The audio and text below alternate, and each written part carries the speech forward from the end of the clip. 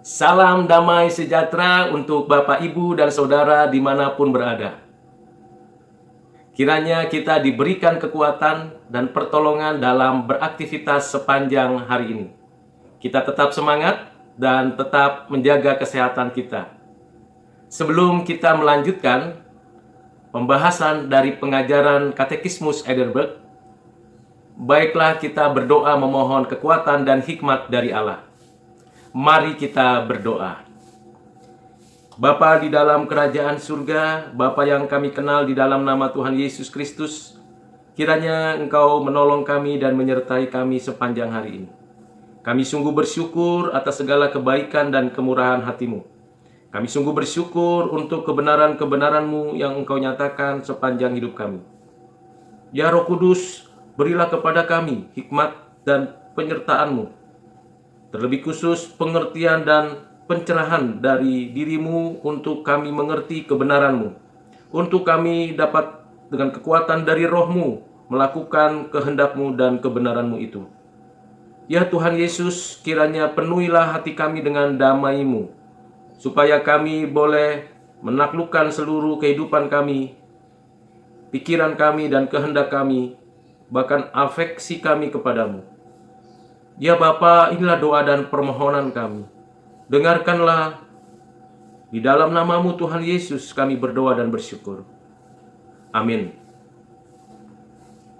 Bapak, Ibu, Saudara yang kekasih di dalam Kristus, pertanyaan yang akan kita pelajari hari ini berkaitan dengan kematian Yesus, penguburannya, dan turunnya ke dalam kerajaan maut. Mari kita mendengarkan pertanyaan-pertanyaan yang berkaitan dengan hal itu dan jawaban-jawaban yang disampaikan, dituliskan dari Katekismus Heidelberg serta perenungan refleksi dari saya. Pertanyaan yang ke-40. Mengapakah perlu bagi Kristus untuk merendahkan dirinya, bahkan sampai kepada kematian? Jawabannya karena oleh alasan keadilan dan kebenaran Allah, pemuasan bagi dosa-dosa kita tidak bisa dilakukan dengan cara apapun selain dengan kematian anak Allah. Pertanyaan ke-41. Mengapakah Yesus dikuburkan? Jawabannya untuk membuktikan dengan itu bahwa ia benar-benar mati. Pertanyaan ke-42. Jika demikian, karena Kristus telah mati bagi kita, mengapakah kita juga harus mati? Jawabannya, kematian kita bukanlah pemuasan bagi dosa-dosa kita, tetapi hanya kematian terhadap dosa-dosa dan masuk ke dalam hidup yang kekal. Pertanyaan ke-43. Apakah manfaat lain yang kita terima dari pengorbanan dan kematian Kristus di atas salib? Jawabannya, bahwa oleh kuasanya manusia lama kita disalibkan, dimatikan dan dikuburkan bersama dengan Dia, bahwa keinginan-keinginan daging yang jahat juga bisa tidak lagi berkuasa di dalam diri kita. Tetapi sebaliknya, kita boleh mempersembahkan diri kita kepada Dia sebagai persembahan syukur. Pertanyaan ke-44. Mengapakah Anda ditambahkan turun ke dalam kerajaan maut? Jawabannya, agar di dalam pencobaan-pencobaanku yang terhebat aku bisa diyakinkan dan menghibur diriku sendiri sepenuhnya. Dengan ini, yaitu bahwa Tuhanku Yesus Kristus oleh kesesakan, kesakitan, kegentaran, dan penderitaan bagaikan neraka yang tidak terperikan, yang Yesus alami di sepanjang segenap penderitaannya, tetapi khususnya di atas salib, telah melepaskanku dari kesesakan dan siksaan neraka.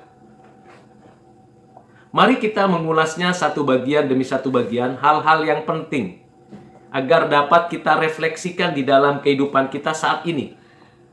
Yang pertama yaitu tentang kematian, yang kedua bicara tentang penguburan, dan yang ketiga berbicara tentang turun dalam kerajaan maut. Mari ikuti terus apa yang menjadi ulasan dan renungan serta refleksi yang saya sampaikan. Yang pertama adalah mengenai kematian. Kematian, upah dari dosa kita. tentu kita lihat dan kita saksikan adanya kematian. Terlebih khusus kematian manusia. Kematian dapat diartikan sebagai keterpisahan. Kita tahu bahwa manusia diciptakan memiliki roh dan tubuh. Keduanya dalam satu kesatuan yang tidak terpisahkan. Kematian memisahkan tubuh dan jiwa, tubuh dan roh. Di mana tubuh kita yang sudah kita kenakan ini, itu kembali ke debu tanah. Dan jiwa kita kembali kepada Allah. Bagaimana dengan kematian Yesus? Kematian Yesus adalah kematian yang mematikan kematian. Dan kematian Yesus adalah kematian yang disebabkan karena keberdosaan umatnya. Kematian Yesus menggantikan kematian kita. Kematian kita yang seperti apa? Tentu yang kedua ini hal yang penting yang berkaitan dengan kematian, yaitu kematian rohani. Kematian rohani berarti adanya keterpisahan hubungan kita dengan Allah oleh karena dosa-dosa kita. Keterpisahan maksudnya bukan berarti Allah meninggalkan kita dan membiarkan kita, umat manusia, tanpa ada pertolongan, pemeliharaan, dan berkat yang diberikan. Keterpisahan rohani atau kematian rohani ini menyebabkan kita tidak lagi memiliki relasi pribadi dengan Allah. Kita tidak mampu untuk berjumpa dengan Allah, tidak mau untuk mendatangi Allah, kita menghindar dari pertemuan dengan Allah, bahkan kita meninggalkan Allah, mau menjalani hidup di bumi ini dengan kekuatan sendiri. Hal itu bukan berarti Allah tidak memberikan berkat-berkatnya. Buktinya kita masih ada dan masih menikmatinya sampai saat ini. Nah, kematian rohani inilah yang akan memberikan kita suatu kondisi di mana kita mengalami kerusakan. Di mana arah hidup kita, tujuan hidup kita tidak lagi untuk memuliakan Allah dan menikmatinya, tetapi kita betul-betul berada di dalam penghukuman, melakukan kejahatan terhadap Allah dan terhadap sesama, bahkan terhadap diri sendiri. Itulah keadaan orang yang mati rohani. Bahkan orang yang mati rohani menyembah sesuatu yang dianggap Allah, berhala, buatan tangannya, atau buatan tangan Allah, disembah sebagai Allah. Bahkan berimajinasi bahwa yang disembahnya adalah Allah. Kristus mematikan kematian rohani kita. Dengan cara kematiannya kita diperdamaikan dengan Allah. Kita menjadi anak-anak Allah di dalam Kristus melalui kematiannya. Ini penting untuk kita pikirkan dan renungkan. Kita yang tadinya terpisah, dimusuhi, berada dalam penghukuman, sekarang diperdamaikan, dapat menyapa Allah dengan panggilan yang akrab, yaitu Bapa di dalam kerajaan surga. Ini adalah suatu karya Kristus, karena kematian rohani kita dimatikan oleh kematian Yesus Kristus di atas kayu salib. Tidak ada jalan lain. Kalau kita mati, kita tidak bisa berkomunikasi dengan Allah dengan baik dan benar, itu karena kesalahan kita. Bukan kesalahan setan atau orang lain atau situasi yang ada, tapi karena kita. Kita sendiri yang mau dan ingin melakukan itu. Kita sadar melakukan itu. Yang ketiga, kematian Yesus bagi umatnya adalah kematian yang mematikan kematian kekal. Banyak orang ketakutan menghadapi kematian karena punya suatu pemikiran di dalam hatinya nanti setelah mati akan ada penghakiman dan penghukuman. Tetapi bagi orang percaya, kematian merupakan pintu masuk untuk mendapatkan hidup yang kekal, yang sudah dijanjikan oleh Allah melalui Yesus Kristus, yang ditanamkan kebenaran-kebenaran itu oleh Roh Kudus di dalam hidup kita. Jadi kematian Yesus Kristus itu adalah kematian yang mematikan kematian kekal bagi kita. Dia mengalami kematian yang bersifat kekal itu agar kita yang mendapatkan hidup dari kematiannya, kita tidak lagi mengalami kematian kekal.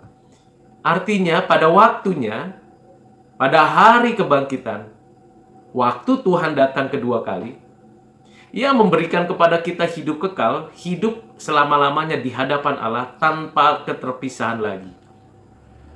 Nah, ini adalah makna yang perlu kita renungkan, kita refleksikan dalam hidup kita. Karena itu kita tidak perlu takut, tidak perlu bimbang, dan tinggalkan semua hal-hal yang bersifat mitos bahwa kematian itu mengerikan dan menakutkan. Karena memang kita harus mengalami kematian untuk masuk ke dalam hidup yang kekal. Mengapa? Tubuh kita ini rapuh, tubuh kita ini sudah tidak lagi layak, tidak lagi diperkenan berada di dalam langit dan bumi yang baru. Nantinya kita ada di sana. Dan kehidupan kita saat ini, kalau kita masih mengenakan tubuh ini, kita tidak langsung diubah oleh Tuhan, tubuhnya menjadi tubuh kemuliaan. Kita tidak langsung menikmati yang namanya hidup yang tidak lagi kemungkinan berdosa. Belum. Kita masih berjuang di bumi ini.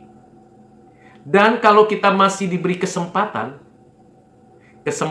yang baik ini adalah kesempatan untuk menyaksikan karya Kristus yang telah mati menebus hidup kita. Kita haruslah menyatakan itu kepada dunia. Bapak, Ibu, Saudara yang kekasih di dalam Kristus, kita mengupas lagi pernyataan penjelasan mengenai Yesus dikuburkan.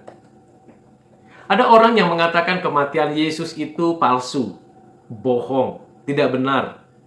Yang mati itu bukan Yesus. Yesus itu hanya pingsan di kuburan.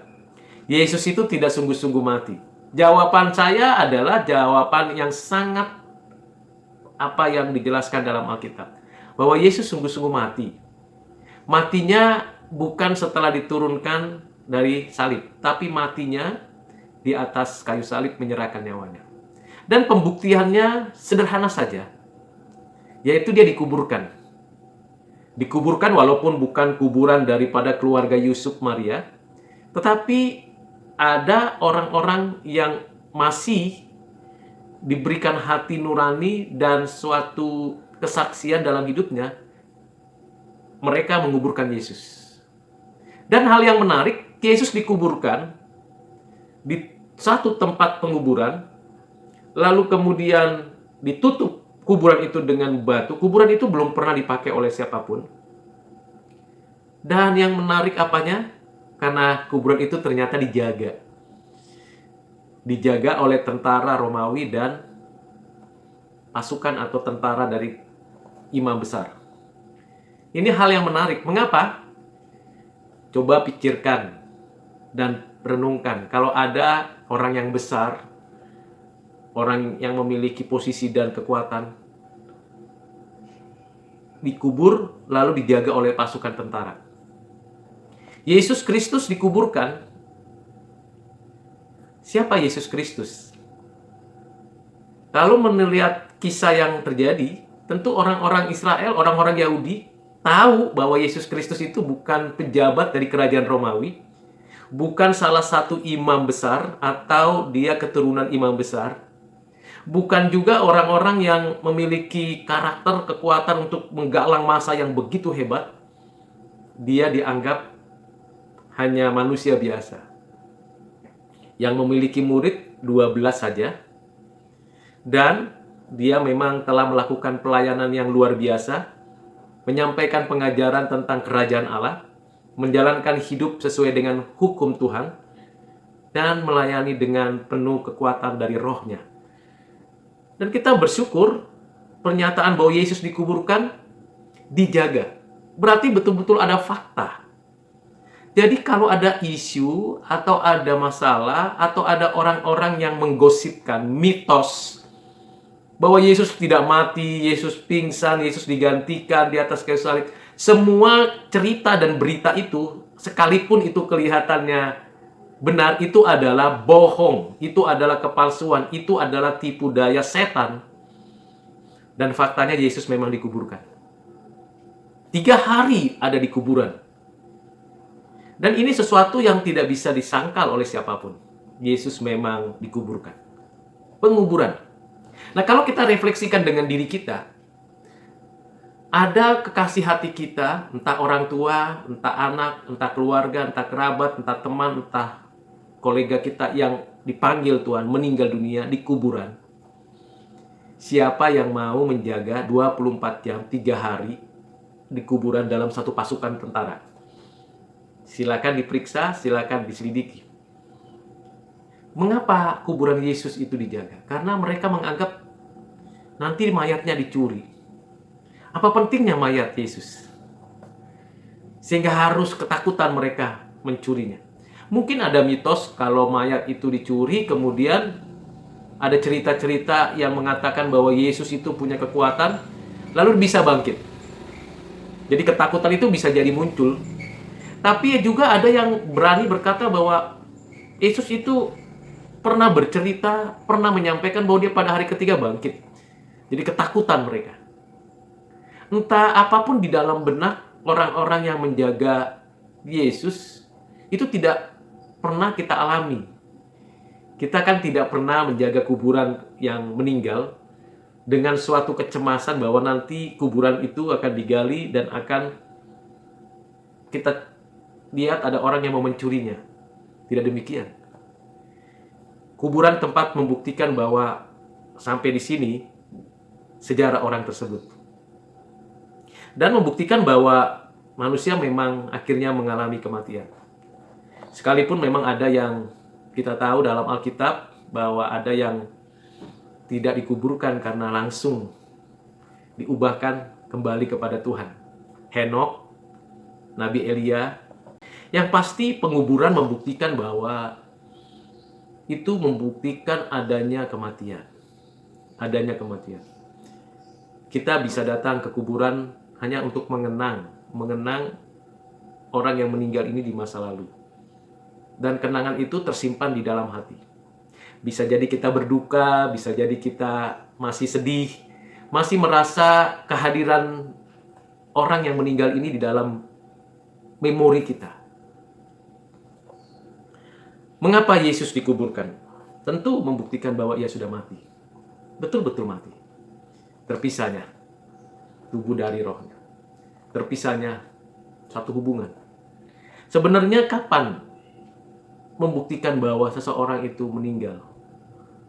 Ya, kita tahu lihat ke kuburannya. Bapak Ibu Saudara yang kekasih, bicara penguburan memang ada banyak upacara dan ritual keagamaan atau kebudayaan yang menunjukkan betapa perlunya mengingat orang yang telah meninggal. Upacara ritual penguburan ini sangat mistis. Ada beberapa kebudayaan yang memberikan waktu untuk mengingat penguburan tersebut. Berdasarkan angka-angka ganjil 3, 7, 40, 100, 1000 dan sebagainya. Bahkan ada yang berdoa untuk orang yang meninggal karena dia anggap orang ini tidak lagi mampu untuk berjuang di alam sana. Jadi kita yang hidup di sini berdoa untuk orang yang meninggal. Padahal ajaran Alkitab tidak pernah diminta, bahkan dilarang keras oleh Tuhan untuk berdoa untuk orang yang meninggal. Karena memang sudah selesai. Jadi penguburan itu hanya membuktikan bahwa manusia rapuh, selesai. Dan kalaupun ada upacara penguburan, itu untuk menuntun, mendorong, mengingatkan keluarga yang berduka ini untuk melanjutkan perjuangan keluarga atau sanak famili atau orang tua atau siapapun yang meninggal ini di dalam kehidupannya. Kita tidak bisa lagi berkomunikasi dengan orang yang sudah meninggal ini. Orang yang meninggal ini pun tidak bisa lagi berkomunikasi dengan kita. Dia ada di sana, di tempat yang lain, di alam roh. Bagian yang kedua tentang penguburan ini perlu kita kaitkan dengan konteks kekinian. Kita tahu dan kita sangat sedih sekali, bahkan kita terpukul ketika ada keluarga kita meninggal pada masa pandemi ini. Orang tua kita, teman kita, kerabat kita meninggal karena virus COVID-19. Dan pastilah kita merasa sedih karena perlakuan terhadap orang yang meninggal ini berbeda dengan apa yang rutin biasanya kita lakukan, kita jalani prosesi penguburan seperti orang yang percaya atau orang yang berbudaya. Karena langsung dari rumah sakit atau dari tempat ia meninggal dibuat sebuah teknis pelaksanaan penguburan secara protokol kesehatan, lalu kemudian langsung dikuburkan. Betapa sedih, betapa tidak bisa dapat dipikirkan dengan nyaman di hati. Tapi apa boleh buat? Penguburan pada masa pandemi COVID-19 betul-betul membuat hati kita semakin tidak bisa nyaman. Kita semakin sedih, larut dalam kesedihan. Bapak, Ibu, Saudara yang kekasih di dalam Kristus, bagaimana dengan penguburan Yesus Kristus? Murid-muridnya tidak ikut di dalam penguburan itu. Bisa jadi Maria dan murid-murid yang lain juga tidak ikut. Dan tidak bisa mengunjungi kuburan itu seperti kita dapat mengunjungi kuburan daripada keluarga kita. Tabur bunga dan sebagainya. Tidak ada. Dijaga ketat oleh tentara. Karena itu Bapak Ibu Saudara, apa yang kita alami saat ini tentu sudah dialami juga oleh Tuhan. Dan Dia tahu apa yang terjadi dalam hati kita. Bagian ketiga yang perlu kita ketahui adalah berkaitan dengan turun ke dalam kerajaan maut. Kematian Yesus dan Dia turun dalam kerajaan maut memproklamasikan apa yang dinyatakan kemenangan. Dia sudah menyelesaikan yang namanya dosa umatnya. Hutang dosa umatnya kepada Allah telah diselesaikan di atas kayu salib. Dan di alam maut Dia turun, Dia menyatakan kemenangan. Kita bisa saja membaca dari surat Paulus kepada jemaat di Tesalonika, 2 Tesalonika 1 ayat 3-12, dan surat Paulus kepada jemaat Roma, Roma 3 ayat 19-28, dan Markus 9 ayat 38-50. Namun kita harus mengerti turun ke dalam kerajaan maut itu memberikan kepada kita suatu perenungan. Bahwa kita tidak akan mengalami itu, tetapi kita yang mati, yang meninggal di dalam Kristus, kita akan bersama dengan Allah. Tuhan Yesus mengatakan janjinya kepada penjahat di sebelah yang bersama-sama dengan Dia di atas kayu salib. Dia berkata, pada hari ini juga engkau bersamaku di Firdaus. Padahal pada hari itu juga Yesus turun dalam kerajaan maut. Orang yang meninggal di dalam Tuhan dengan iman yang diberikan oleh Allah dan Roh Kudus memberikan sarana ini untuk kita dapat percaya. Orang yang meninggal itu akan kembali kepada Allah. Dan di alam maut, di masa itu ada satu masa, karena kita di dalam ruang waktu, maka kita sedang menanti kehidupan yang kekal. Di masa itu, kita tidak lagi turun dalam kerajaan maut. Karena Yesus sudah mewakili kita turun dalam kerajaan maut dan Ia menyatakan kemenangan. Kemenangan atas maut, kemenangan atas iblis. Dan tentunya Dia sudah mati menebus umatnya yang berdosa. Kita tidak lagi turun dalam kerajaan maut. Kita akan menikmati damainya yang abadi dalam hidup kita. Dengan kita memikirkan 3 bagian tadi tentang kematian, penguburan, dan turun dalam kerajaan maut, kita harus dapat mempersiapkan diri. Mempersiapkan diri masuk ke dalam hidup yang kekal melalui kematian. Tentulah kita perlu dan patut merenungkan apakah saya sudah siap. Apakah sisa umur hidup saya yang sampai saat ini saya jalani, sudah saya melakukan yang terbaik bagi Tuhan dan sesama. Yang ketiga, apakah betul-betul dari mulut saya, dari hidup saya memproklamasikan kematian, kebangkitan Kristus. Mari Bapak Ibu, Saudara yang kekasih di dalam Kristus, hidup ini bukan hanya kesempatan. Hidup ini berharga dan bernilai. Hidup ini berharga, bernilai kekal karena kita sudah menjadi milik kepunyaan kita. Kita menjadi milik kepunyaan Kristus. Kita menjadi milik kepunyaan Allah Bapa kita. Kita menjadi milik kepunyaan Roh Kudus. Hidup ini berharga karena kita meyakini setelah kematian ada hidup yang baru, hidup kekal dan selama-lamanya. Bapak Ibu Saudara yang kekasih dalam Kristus, dengan kita merenungkan apa yang sudah kita dengarkan hari ini, mari kita terlebih dahulu merefleksikannya dalam hidup kita. Benar, Yesus sudah mati 2000 tahun yang lalu, dikuburkan, turun dalam kerajaan maut. Namun benar juga bahwa Yesus sudah bangkit. Yesus sudah menyatakan kemenangannya untuk Bapak, Ibu, Saudara, dan saya. Untuk kita sekalian. Mari kita tetap semangat menjalani sisa hidup kita saat ini, karena hidup kita berharga dan bernilai di hadapan Allah. Mari kita berdoa. Bapa di surga, terima kasih ya Tuhan untuk pelajaran hari ini, renungan dan refleksi yang hamba-Mu sampaikan. Kiranya Engkau memperlengkapi kami semuanya yang mendengarkan pengajaran hari ini, dan mempersiapkan kami untuk melakukan hal yang baik, yang benar sepanjang sisa hidup kami. Ya Bapa, ampuni kalau kami bermalas-malasan di masa lalu, dan tidak mau mengerjakan yang terbaik sepanjang hari hidupnya. Ya Bapa, kasihanilah kami. Kami mau membawa kematian Kristus di dalam hidup kami, agar hidup kami boleh terus merefleksikan pengorbanan-Mu ya Tuhan, di atas kayu salib. Kami mau mengenang melalui penguburan-Mu dan turun ke dalam kerajaan maut, apa yang Engkau ajarkan, dan kami mau menjadi pelaku kebenaran-Mu ya Tuhan. Ya Roh Kudus, tolonglah kami, sertai kami, arahkan kami untuk hidup sesuai dengan kehendak-Mu. Terima kasih Bapa, berkati kami, keluarga-keluarga kami.